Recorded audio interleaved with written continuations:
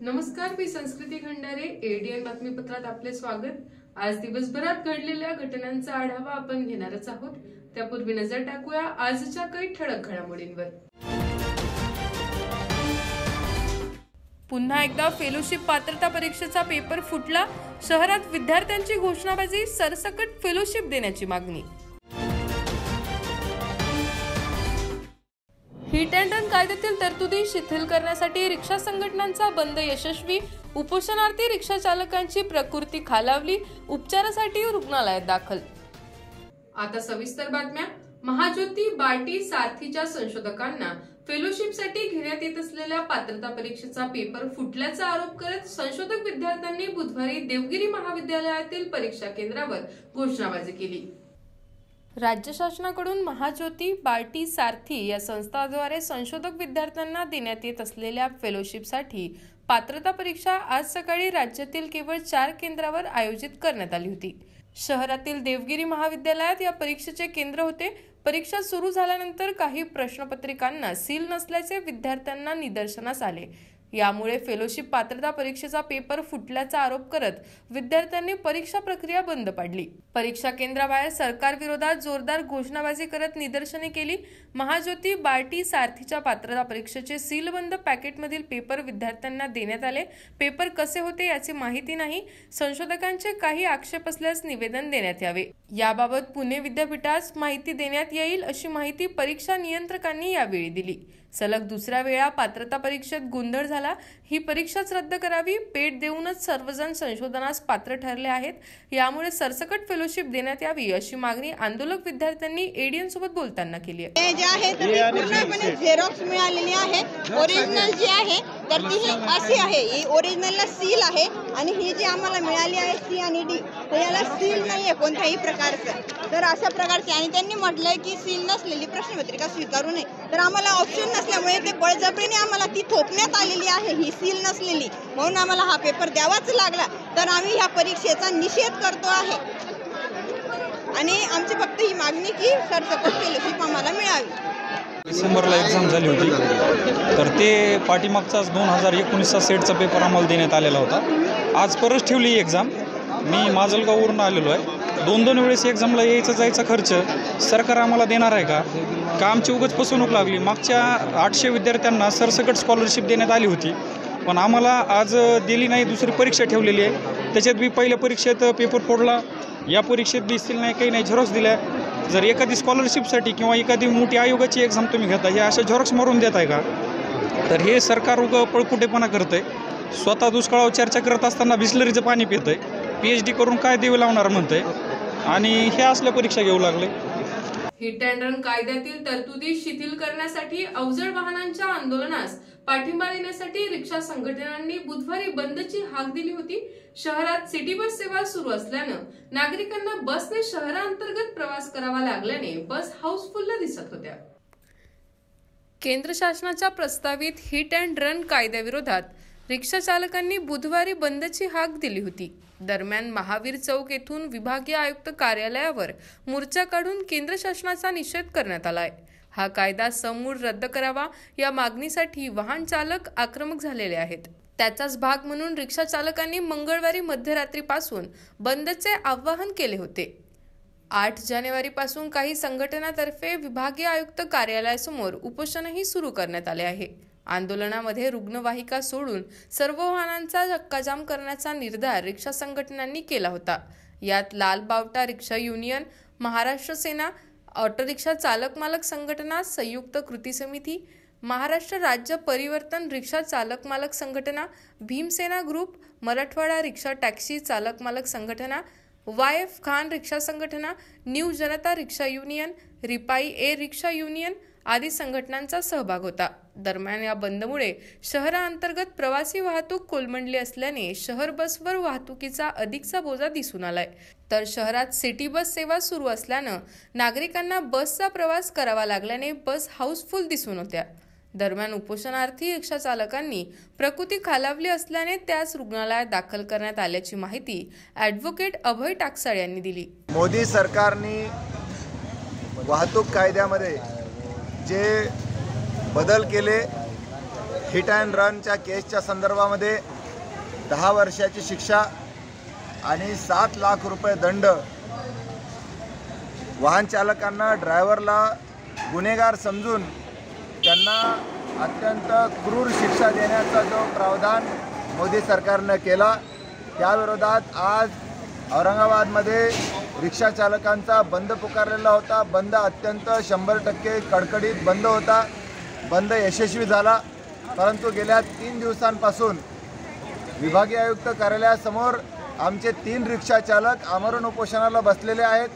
त्यापैकी आमचा एक सहकारी रिक्षा चालक संजय दोडके हा अत्यंत सिरियस झाला आणि त्याला घाटी हॉस्पिटलमध्ये आत्ताच या ठिकाणी आम्ही ॲडमिट केलेलं आहे। त्याच्यावर उपचार सुरू आहेत।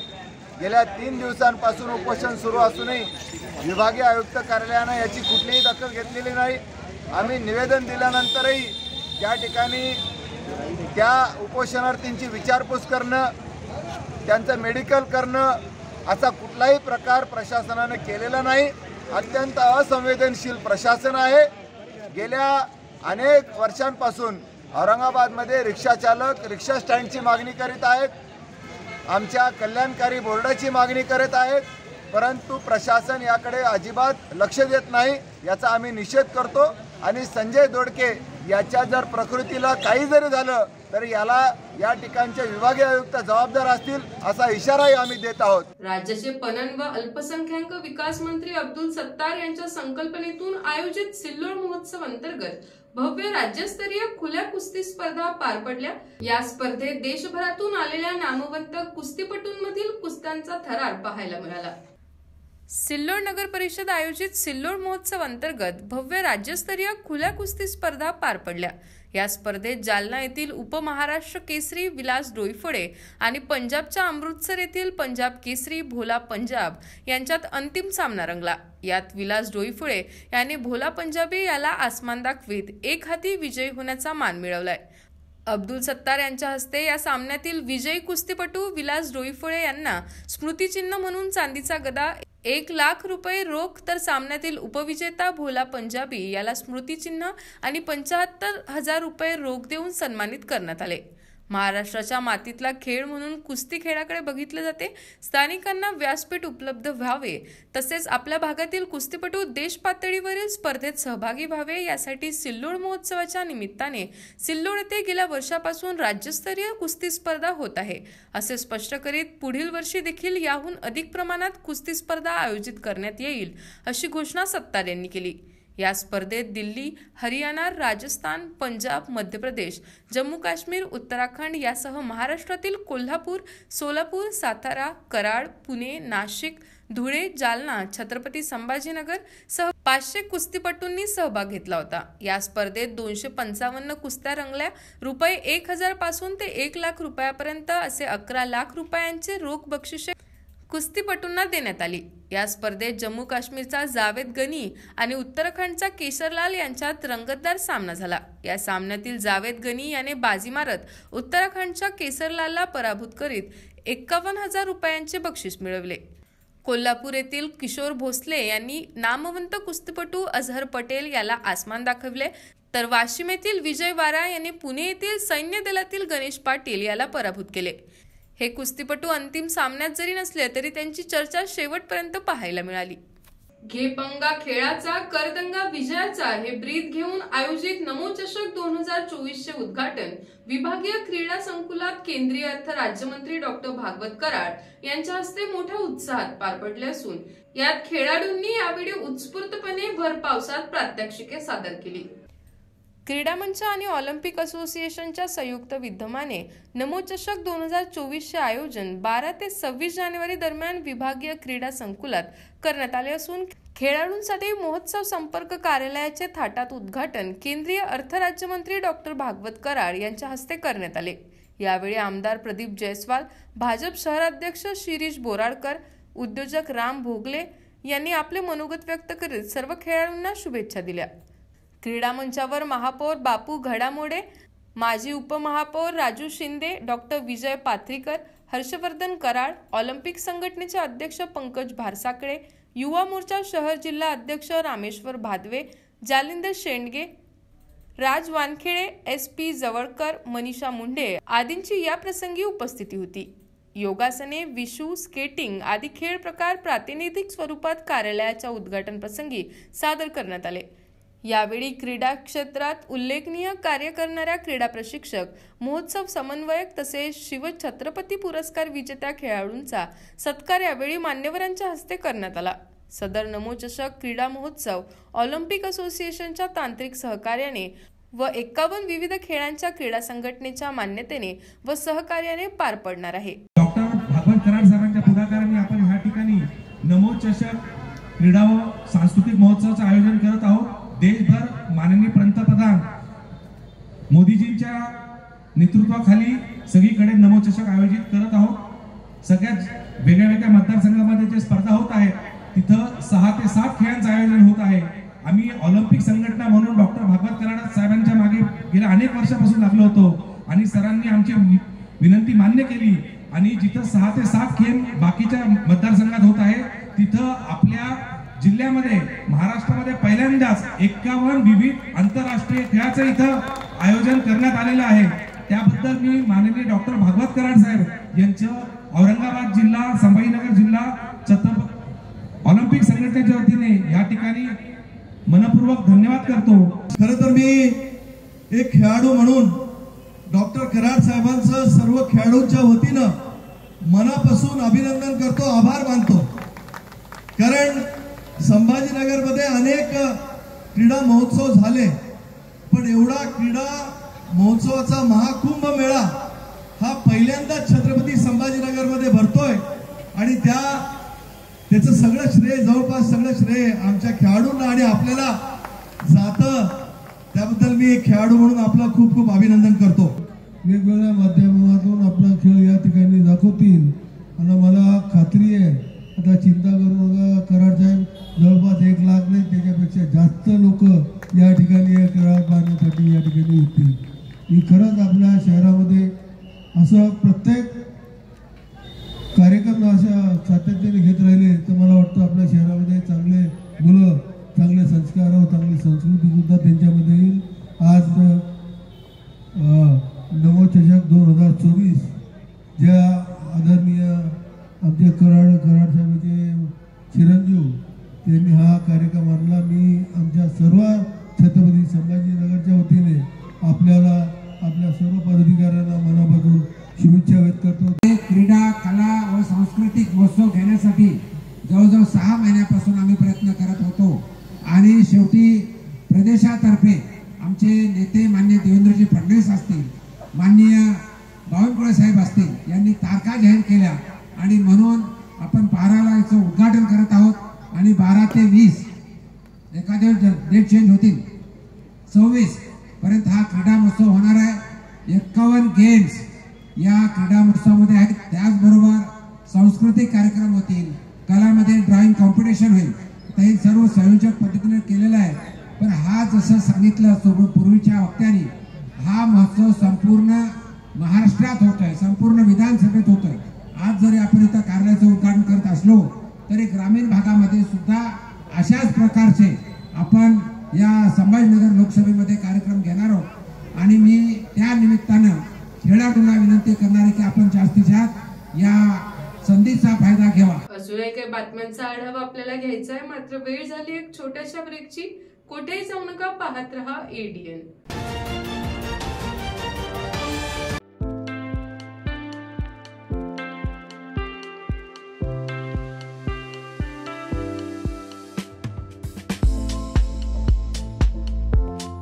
हॉटेल विझार्ड पॅलेस तुमच्या शहरात तुमच्या जिभेचे चोचले पुरवण्यासाठी देश विदेशातील खास चवींचा खजाना घेऊन आलो आहोत. हॉटेल विझार्ड पॅलेस येथे स्वाद आपल्या पसंतीचा. आमच्या येथे महाराष्ट्रीयन, पंजाबी, राजस्थानी, गुजराती आणि साऊथ इंडियन डिशेससह जगभरातील 50 देशांमधील डिशेस सुद्धा मिळतील. व्हेज आणि नॉन व्हेज दोन्ही उपलब्ध. स्वादिष्ट मेजवानीचे एकमेव ठिकाण, family restaurant, AC non AC rooms, AC functional hall, प्रशस्त लिफ्ट, फ्री वायफाय आदी सुविधायुक्त. ग्राहकांना विमानतळ, रेल्वे स्टेशन, बस स्टँड आदी ठिकाणाहून वाहनाद्वारे हॉटेलात आणण्याची विशेष मोफत सुविधा. त्वरा करा आणि आजच भेट द्या. Hotel wizard palace, Khadkeshwar road, mill corner जवळ, Aurangabad, Chhatrapati Sambhajinagar. So kind and has helped us so much, and we slept really well because it's super quiet even though it's on the main street. It's a wonderful time here. It's a very nice clean hotel and the food is excellent. Food is excellent. I'm still so stuffed. Yeah.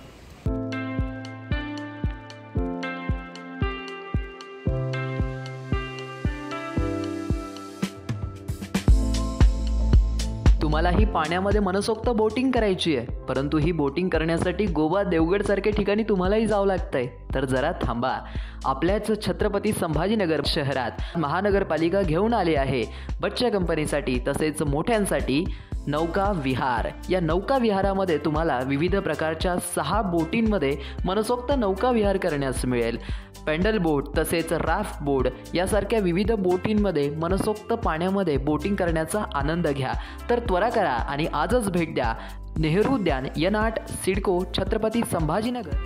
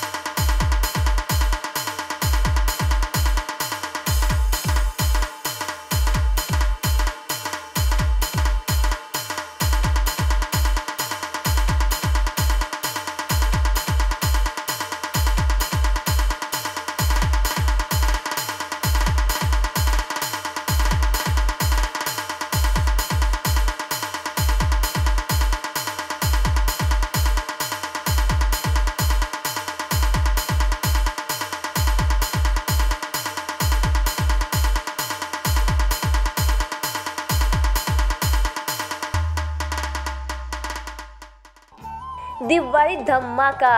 Chhatrapati संभाजीनगरमध्ये prime लोकेशनवर आलिशान 2 BHK row houses.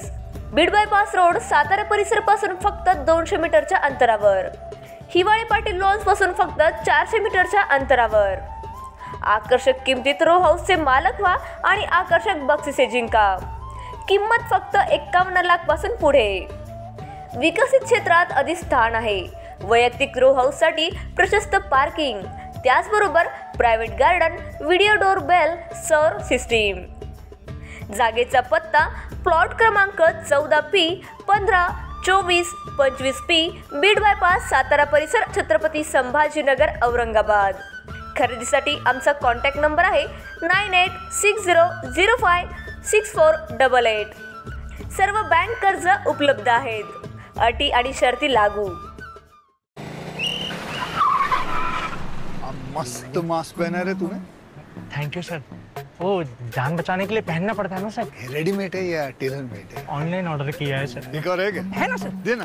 बहुत मस्त लगी आपको. ये ना sir.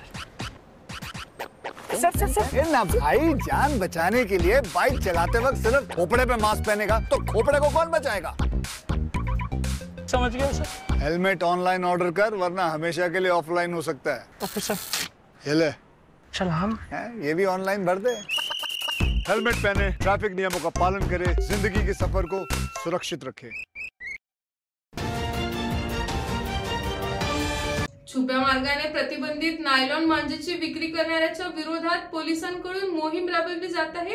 या संदर्भात पोलीस प्रशासनाकडून एक जाहिरात देखील प्रसिद्ध करण्यात आली असून ही जाहिरात मोठ्या प्रमाणावर व्हायरल होत आहे.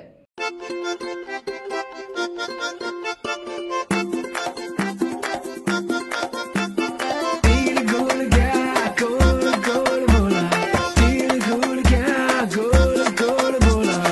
कई सालों से प्रशासन बार बार बोल रहा है कि नायलॉन के मांझे का उपयोग ना करें।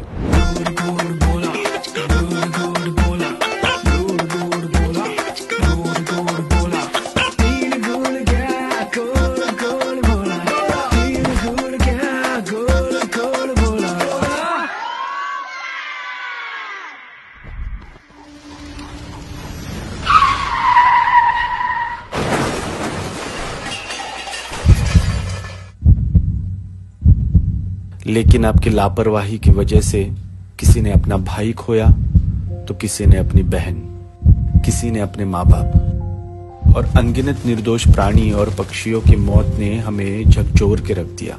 आखिर कब तक नायलॉन के मांझे से हम निरपराधियों की जान लेते रहेंगे? लेकिन अब बस।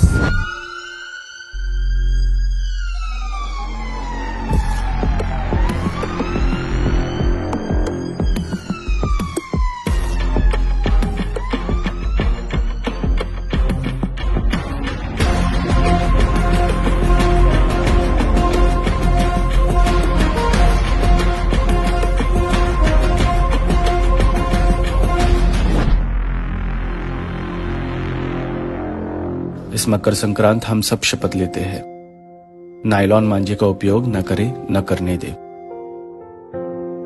अगर कोई भी नायलॉन का इस्तेमाल करते हुए दिखे तो आप police control room 112 toll free number पर कॉल करके कंप्लेंट कर सकते हैं।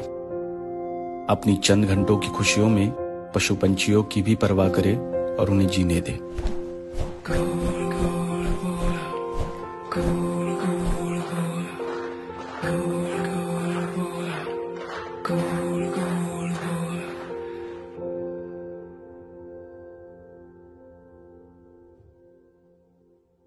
समग्र शिक्षा अभियान अंतर्गत राणी लक्ष्मीबाई आत्मरक्षा प्रशिक्षण योजना अंतर्गत विविध जिल्हा परिषद शाळांवर मुलींना आत्मसंरक्षणाचे प्रशिक्षण जिल्ह्यातील वर्ग 6वी ते 12वीच्या मुलींकरिता प्रशिक्षण जिल्हा समन्वयक नुपूर अग्रवाल यांच्या मार्गदर्शनाखाली पार पडत आहे।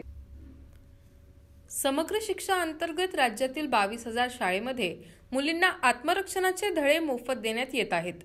मुलींना सर्व पैलूमध्ये सक्षम करणे, कोणत्याही प्रकारच्या कठीण परिस्थितीचा सामना करण्यासाठी मुलींना संयम कौशल्यात पारंगत करणे, त्यांच्यामध्ये आत्मविश्वास व जागृती विकसित करणे ही काळाची गरज निर्माण झाली आहे।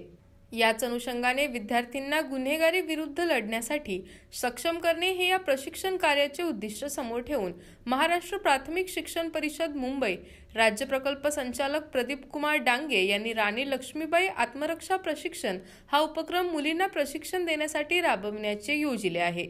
यामध्ये आपल्या औरंगाबाद जिल्ह्यातील 890 शाळेमध्ये मुलींना प्रशिक्षण देण्यात येत असून अतिशय चांगल्या प्रकारचा उपक्रम राबविला जात आहे। राज्य प्रकल्प संचालक महाराष्ट्र प्राथमिक शिक्षण परिषद मुंबई प्रदीप कुमार डांगे यांच्या सूचनाप्रमाणे व औरंगाबाद जिल्ह्याच्या शिक्षणाधिकारी जयश्री चव्हाण यांच्या मार्गदर्शनाने सदर उपक्रम राबविण्यात येत आहे। तर येणाऱ्या काळात हा उपक्रमाचा मुलींना निश्चित फायदा होईल अशी अपेक्षा व्यक्त केली जात आहे। या उपक्रमासाठी अर्जुन पवार, योगेश जाधव, अरुण पैगडे, किरण मत्सगार, धनंजय जाधव, किरण वाघ, अजिनाथ पवार, अफसर सय्यद, राहुल गणराज, अय्यूब सर, तौफिक सय्यद, पायल घोरपडे आदी प्रशिक्षक परिश्रम घेत आहेत। बुधवारी मुकुंदवाडी चिखलठाणा दरम्यान झालेल्या एका रेल्वे दुर्घटनेत म्हैस इंजिन खाली अडकली। यामुळे रेल्वे आणि त्या रेल्वेतील प्रवाशांना बराच वेळ ताटकळत बसावे लागले, तर रेल्वेचे वेळापत्रकही कोलमडले। नगरसोल नरसापूर एक्सप्रेस शहरामध्ये तासभरापासून उभी होती। याबाबत अधिक माहिती विचारली असता याला कारणीभूत ठरली होती ती एक म्हैस। मुकुंदवाडी चिखलठाणा दरम्यान रेल्वे गेट नंबर 56 जवळ एका म्हशीला रेल्वेने धडक दिली। ही घटना बुधवारी दुपारच्या सुमारास घडली। रेल्वेचा म्हशीला इतका जोरात धक्का बसला की म्हैस इंजिन खाली अडकली। म्हैस अडकल्यामुळे इंजिन जाम झालं, त्यामुळे इंजिन बंद पडले आणि तासभरापासून एक्सप्रेस तिथंच उभी होती। एक्सप्रेस उभी राहिल्यानं बाकी रेल्वे गाड्यांचेही वेळापत्रक कोलमडून गेले होते। रेल्वे दुर्घटनेमुळे रेल्वे गाड्यांच्या वेळापत्रकावरही परिणाम झाला। काही गाड्या उशिराने धावताना दिसून आल्या। तर काही रद्द करण्यात आल्याची माहिती समोर आली आहे. रेल्वेचं पूर्ण वेळापत्रकच बिघडून गेल्याचे दिसून आले, पण याला कारणीभूत ठरली ती एक म्हैस. शेवटी पुन्हा एकदा एक नजर टाकूयात अशा ठळक घडामोडींवर. पुन्हा एकदा फेलोशिप पात्रता परीक्षेचा पेपर फुटला. शहरात विद्यार्थ्यांची घोषणाबाजी, सरसकट फेलोशिप देण्याची मागणी. हिट अँड रन कायद्यातील तरतुदी शिथिल करण्यासाठी रिक्षा संघटनांचा बंद यशस्वी. उपोषणार्थी रिक्षा चालकांची प्रकृती खालावली, उपचारासाठी रुग्णालयात दाखल. याचबरोबर ही बातमीपत्र इथेच संपलं. पुन्हा भेटूयात पुढील बातमीपत्रात. तोपर्यंत पाहत रहा औरंगाबादकरांचं हक्काचं बातमीपत्र ATN.